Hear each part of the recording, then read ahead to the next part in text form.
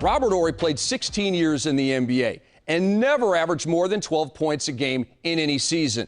In fact, after scoring his career high in his fourth year in the league, Horry never approached double-figure scoring in any campaign again.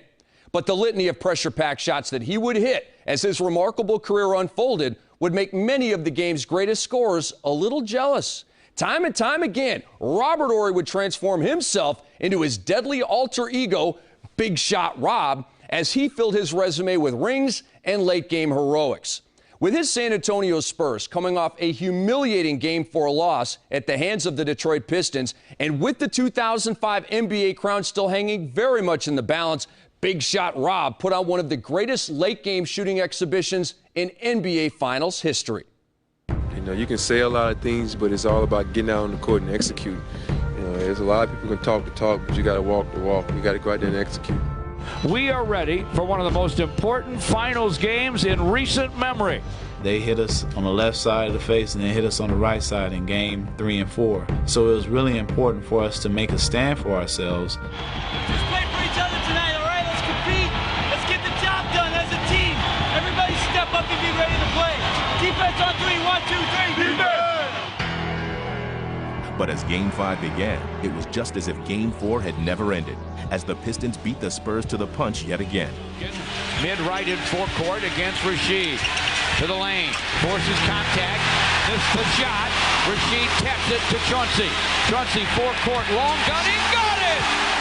The triple by Mr. Big Shot puts the Pistons up 7, and the crowd's going crazy! But this time the Spurs would make a stand, as the star of the first 2 games rediscovered his magic. Drives on McDyess all the way in with the left hand, lay it up around the rim and good for Manu Ginobili. Ginobili guarded by Tayshaun Prince. Reverse layup is good for Manu Ginobili as he got to the rim again. Shades of game 1 and 2. And he looks confident even when he's strutting back down the floor. Manu Ginobili is back. Riding Manu's resurgence, the entire team came back to life. After Ginobili, left corner, Bowen for 3. His spot, his shot, the best ball movement we've seen from the Spurs in Detroit. They're beating us on the board, beating us to loose balls. We're taking badass shots. Come on.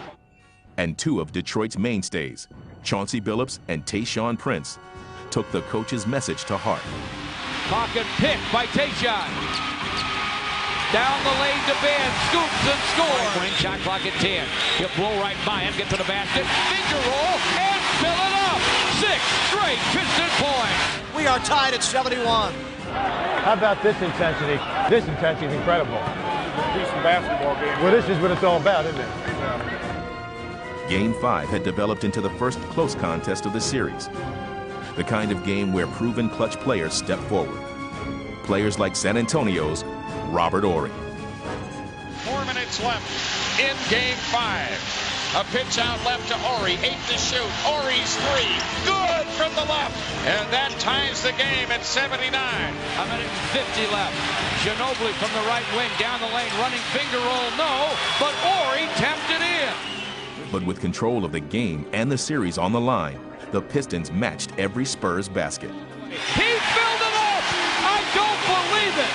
Well, this one has been worth all the blowouts. Oh, this has been a terrific game.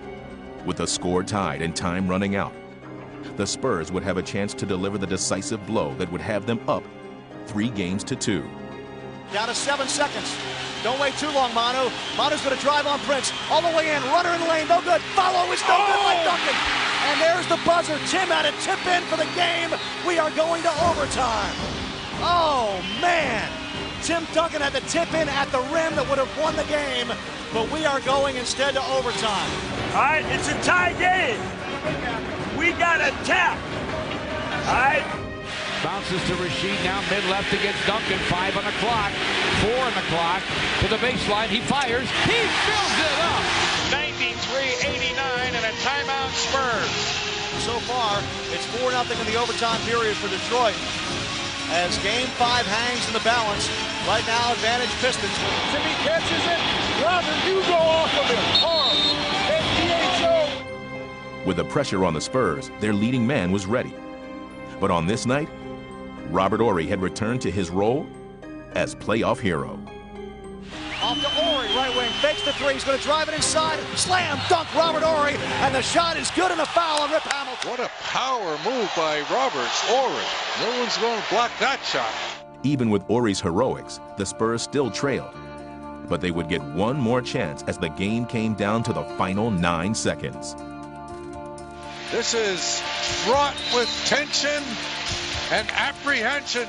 I mean, it's the biggest possession I can remember in a long, long time. Hey, lead. Toronto's going to ice it right here, okay? Be aware of the slip.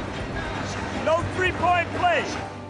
Horry will throw in. The player who throws in is frequently the player for whom the play is run.